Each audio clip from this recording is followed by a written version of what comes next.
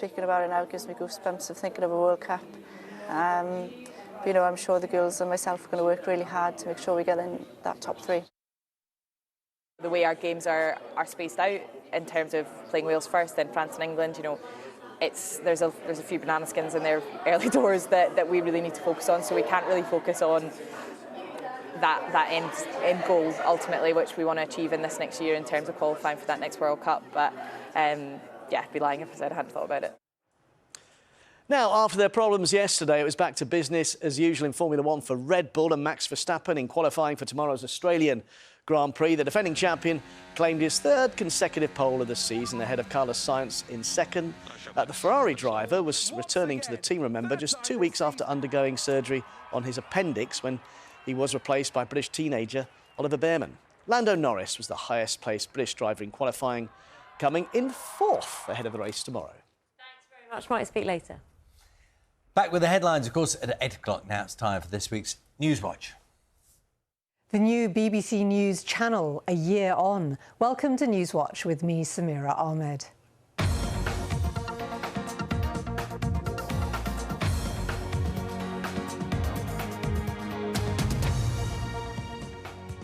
Coming up, almost 12 months ago, the BBC merged its domestic and international news channels into one service. So how well is it delivering for UK viewers?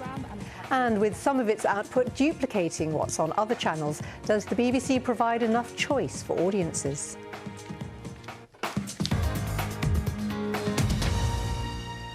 Over the past year, many of you have been giving us your feedback on the BBC News channel, and much of it has focused on whether UK audiences get a good deal from a service which, for the majority of the day, is also serving viewers around the world, and in evening and nighttime hours is presented from Washington and Singapore.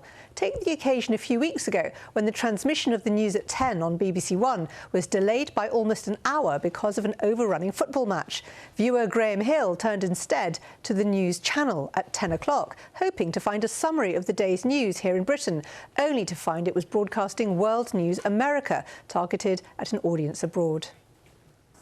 I can't understand why you didn't move BBC News at 10 from BBC One to the news channel so that we could watch the BBC News. By doing that, people would still be able to watch football, and the Americans would be able to watch their version of your world news as well. So it's really frustrating. Perhaps somebody can do something about it. Other viewers have also told us they are frustrated not to find a dedicated UK news service when they tune into the news channel, especially at night. Here's Roger Brooks. It's the British Broadcasting Corporation, so why do we have to listen to boring news bulletins from Singapore every night? I pay my licence fee and think our news should be broadcasting from the UK. And Wendy O'Neill emailed about priorities. BBC News after 11 p.m. is so far off the key issues of the day for a licence payer living in the UK that I now watch Sky. The endless trailers for documentaries where other countries have adverts, and juddering cuts back to the studio were the final straw. I know that funding is the reason for this, but if we as a country cannot afford world news and UK news, then perhaps you need to leave the UK service alone. Well, with me for most of this week's programme is Paul Royal, who runs the BBC News channel. Thank you for coming on Newswatch. You are sometimes running the same stream, sometimes it's split into UK International. How differently are you running it now compared to when it launched a year ago? Actually, it follows the model that we set out at the beginning. I think probably the main difference is we've developed the agility and the technology to separate the feeds. As you say, there's a global feed, there's a UK feed, sometimes they're combined, sometimes they're separate. And I would say the main difference over the last year is a sort of greater speed and agility to separate the feeds as required if there is, for example, a big UK story which is highly relevant to UK audiences but not necessarily to global audiences. So a story like the Post Office inquiry, you co-running the stream on that? Yeah, something like that, yeah. Now, viewers complain that they pay the licence fee, but for too much of the time they are not getting a news service targeted at them, they're getting a news service targeted at people abroad who aren't paying the licence fee. I would say that from 0500 in the morning to 2300 in the evening UK time. We're broadcasting from London. BBC Breakfast is on the UK feed of the News Channel. The 1, 6 and 10 o'clock news are on the UK feed of the News Channel. Newsnight is as well. There are other parts of the day where the feeds are separate. For example, 10:30 in the morning, where there's a separate UK feed to a global feed. Also at 1:30 after the 1 o'clock news, at 5:30 as well. So there's quite a lot of points in the day where we are actually offering a bespoke news service to UK viewers only. As you pointed out, from 2300 and then through the night, we're broadcasting from Singapore and from Washington, DC. So inevitably that has a wider global lens on the news, which some viewers and some parts of the audience appreciate and value. But those programmes are really doing the big significant stories of the day wherever they are in the world. And that can include UK stories, of course, as well. If we think about a bespoke UK news service, when the news at 10 was delayed for a football match, going into extra time, British viewers had nowhere to go anywhere on television to see the UK news. As a former editor of the 10 o'clock news, I'm very much in favour of winning goals inside 90 minutes, so I empathise with this.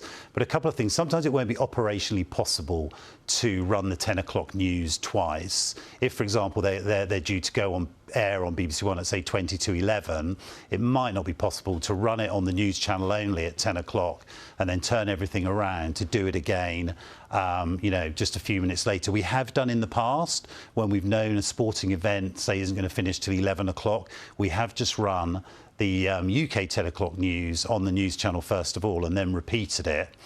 So sometimes it has happened. And also, World News America is a high-class, world-class, high-quality news programme, and I accept that that wasn't what he was expecting on that evening, and he wanted a more tailored UK news programme.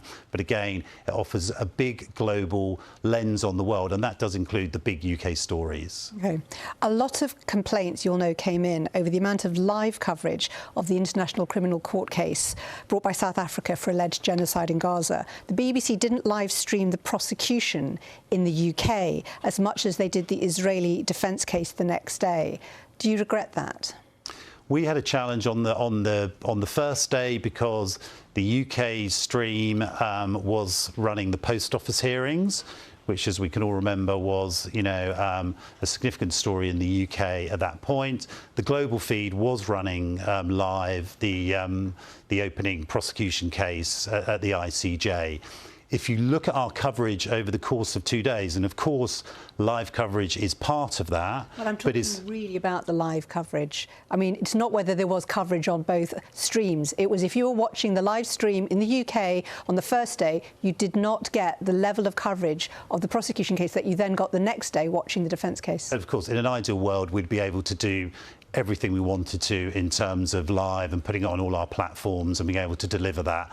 There is a resourcing issue at times when we try and do that. And in that particular case, of course, it would have been better to have had equal live coverage for UK audiences, but I would point to the totality of the coverage over the 2 days, and obviously we've been through this, and I would point to the totality of the coverage over the 2 days in terms of live coverage, the packaging, the interviews and so forth, and that tells a slightly different picture. Right, Paul, we're going to move on to another aspect of the News Channel now, so bear with us. So another programme simulcast on the News Channel is BBC Two's Newsnight. But there's often a problem with the way the channel transitions into that programme from the weather at the end of the news at 10, which it's just been showing. Take these 4 examples from consecutive days last week. And into next week, pretty much every weather icon that's possible.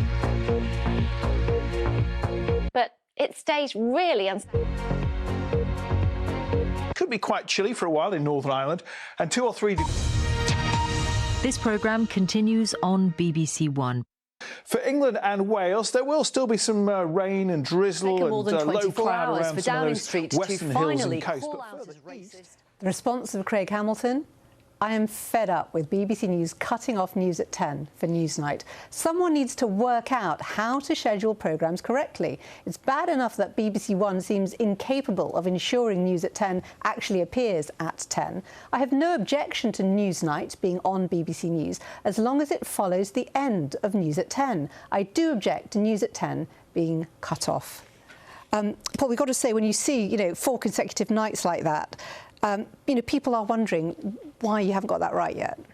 So on paper, that junction should work. The 10 o'clock news on paper finishes before Newsnight goes on air, but news is a dynamic and happening situation, and sometimes 10 o'clock news might go beyond the start of Newsnight, and we have those situations where we have a really difficult junction for our teams to deal with, and actually those examples show we need to get a lot better at that. We have come up with what we hope is a more standardised, cleaner junction that we're going to start deploying next week, which we hope will give viewers, a much cleaner journey from the end of the 10 o'clock news to the start of Newsnight. But I accept it's not a great junction. It needs to be better, and like I said, for staff, it's a really difficult thing to deal with. So we need to improve on that. Thank you, Paul. On to our next topic now. If some viewers find those junctions between programmes messy, others complain of sloppiness in a different area, in the text that appears on screen. We featured twice recently typos and spelling mistakes on the red news banner or the scrolling ticker at the bottom of the screen, with this misspelling of the word doping still on screen 5 hours after its first appearance. Jim Jarvie put errors like this down to a reduction in the numbers of experienced staff. It's about time the BBC found the resources to fund a proper UK news channel. I suspect the channel is losing viewers each day because of the quality of the output. There are so many of these sloppy mistakes appearing now, and viewers think they're increasing, and they think that budget cuts and the loss of experienced staff is to blame. They're right, aren't they? No, I'd actually say they're decreasing, and clearly the examples you've shown aren't good enough, but we have put in place a new structure and staffing around text production on screen. And so while there have been mistakes, I would say that actually since we've done that, they have actually been reducing. So not good enough. We need to improve at that, but we have taken steps and measures to get on top of it. Paul Royal, thank you very much for coming on Newswatch and dealing with these questions. Thank you for all your comments this week. If you want to share your opinions about what you see or hear on BBC News, on TV, radio, online and social media, email newswatch@bbc.co.uk, or you can find us on X, formerly known as Twitter, @NewswatchBBC. You can call us on 0370 010 6676 and do have a look at previous interviews on our website, bbc.co.uk/Newswatch. That's all from us for now. Thank you for joining us, and do think about getting in touch and perhaps even coming on the programme. We are off air next week over Easter, but we'll be back to hear more of your thoughts about how the BBC covers the news in a fortnight. Goodbye.